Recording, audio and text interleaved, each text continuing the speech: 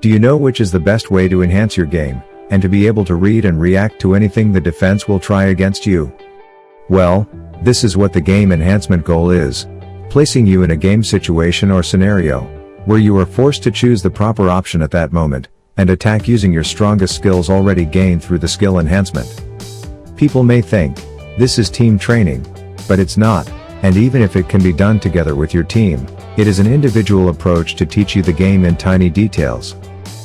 In our video, we will explore the way you should work on 3 major basketball cuts, which are part of so many set plays run by coaches all over the world. Stay tuned, and be patient till the end, as we will go through all the possibilities you need to train, so you will be able to integrate into any team you will play from now on. Coming right up, we are Mihai Dumitrescu, IPT Certified Skill Enhancement Trainer, highest level professional team coach, and Peter Peric, first-tier international professional player in Croatia, Germany, and Slovakia. And if you truly want to master the art of basketball, make sure you subscribe and hit that notification bell, so you can keep learning how to become unstoppable. Our first look will go into the Laker cut, the play used by the famous team led by Magic Johnson in the 80s, which by definition is a basket cut made by the player who passed the ball into the post with the options of low and high. Due to actual defensive complexity, there are a lot of choices the opponents may pick, and aiming to be a complete player with full game knowledge, you'll need to work against all of these possibilities, so you can choose the right attack at the right time in a blink of an eye. Firstly, we will explore the low post entry, and as you can see, the very first cut is towards the baseline. The entry pass should be always with the outside hand, but this is not our subject today, so I will not enter into it more. After the pass, the player cuts and receives the ball almost like a handoff. This option works with the over defense, and the finish depends on the post player defender's reaction. If the defense decides to go under, and aim to close the baseline driving lane, you must simulate handoff desire, but in the last moment, you should get back to the short corner for a shot, using whatever shooting footwork you are strong at.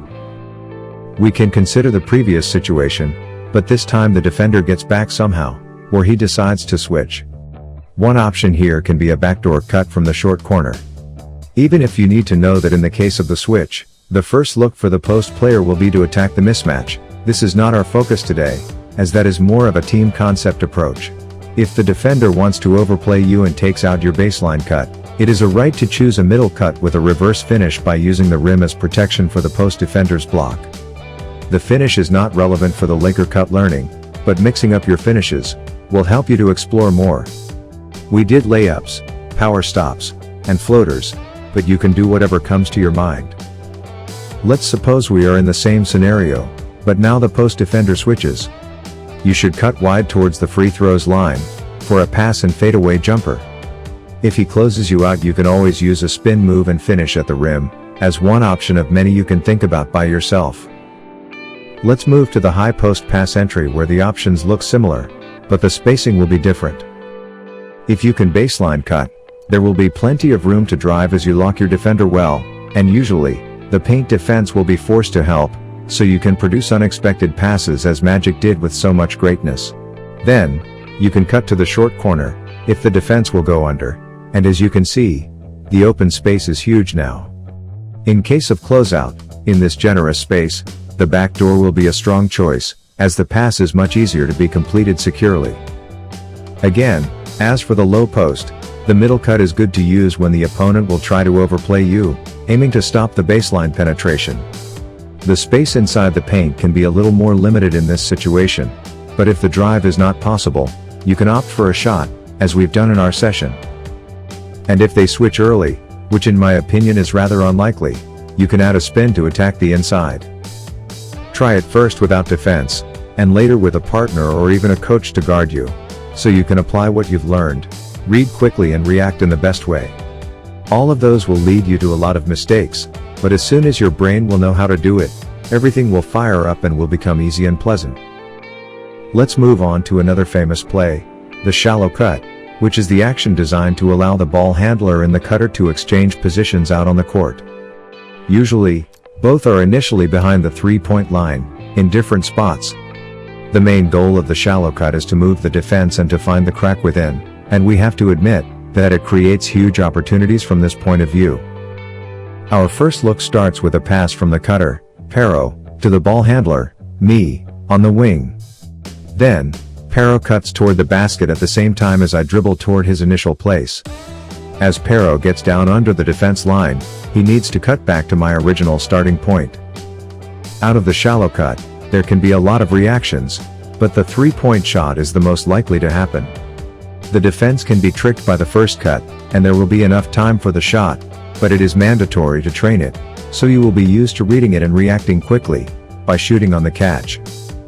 If the defender follows closely, a catch with rip-through baseline penetration will be opportune to choose. As an important detail during the ball rip, you must focus on crossing the ball very close to the floor, as the defender's hand is always somewhere between your hips and your knees. After the penetration, the way you finish at the rim is up to you, and it depends on your strengths. The next one is basically the same action, but you'll end by taking a speed stop pull-up. So, after the rip, 1 or 2 dribbles, a speed stop, and the shot. The speed stop is the 1-2 stop technique, which we favor with a jump stop, due to its dribbling timing that adds unpredictability and rhythm. Moving forward, the defender may read your cut, and may try to overplay you, by denying the pass.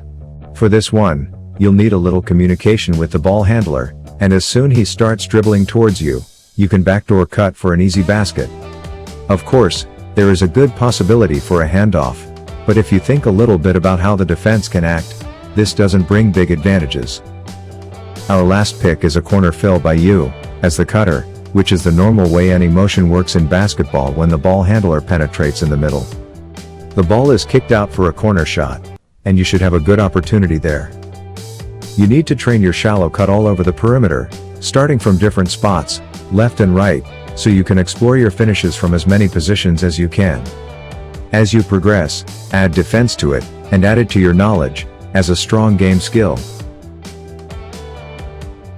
The last we'll analyze today is the shuffle or slice cut.